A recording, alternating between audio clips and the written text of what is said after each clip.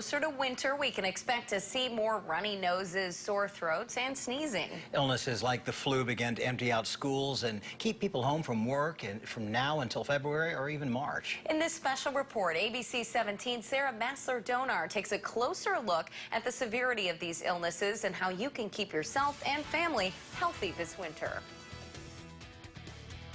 The CDC estimates about 20% of U.S. residents get the flu, and more than 20,000 are hospitalized on average each year. And the amount of people who die from the flu range from as low as 3,000 people a year to as high as 49,000. That's why medical professionals stress the importance of prevention for the flu and other winter illnesses. It's the time of year when that sound becomes all too familiar. We get primarily respiratory viruses, but also intestinal viruses that start to rise when school comes back in and continue to rise. Knowing when people will get sick is easy. Most years we will have a flu epidemic.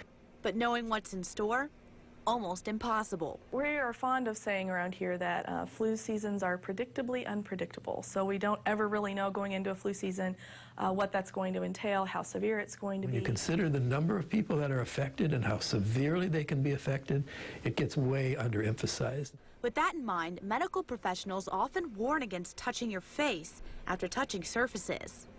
Take a few hours out of a day and think about how much you touch your face and try to limit that as much as possible. That will help prevent the spread of those diseases, especially if you get something on your hands. I went to Voice and Vine and Pathology Labs in Columbia, and I got a couple swabs. Then I went around and swabbed some of those ordinary items, such as my cell phone, a sink, a grocery cart before and after using a sanitizing wipe, and a public toilet.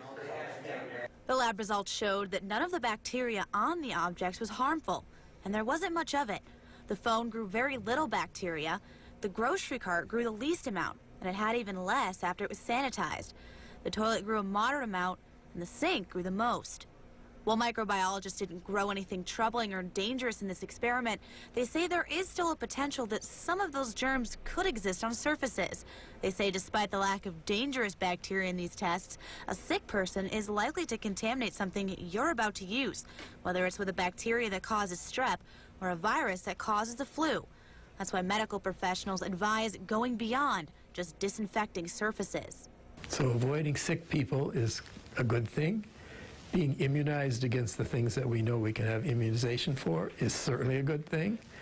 But worrying about every surface you touch is certainly getting a little bit too much, going a little bit too far. Medical professionals like Dr. Cooper Stock and T. Cutter say the #1 rule for preventing illness is to get your vaccination and get it now, especially if it's for the flu. Also, they say to avoid close contact with a sick person or avoid others if you're the one who's sick. Cough and sneeze into your elbow instead of into the air or in your hands.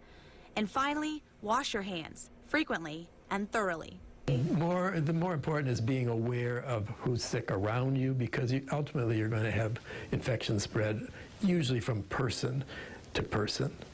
So far, Missouri health specialists have seen 175 cases of the flu. According to the state health department, this number is fairly typical for this time of year. But as the season goes on, the number of cases will continue to rise.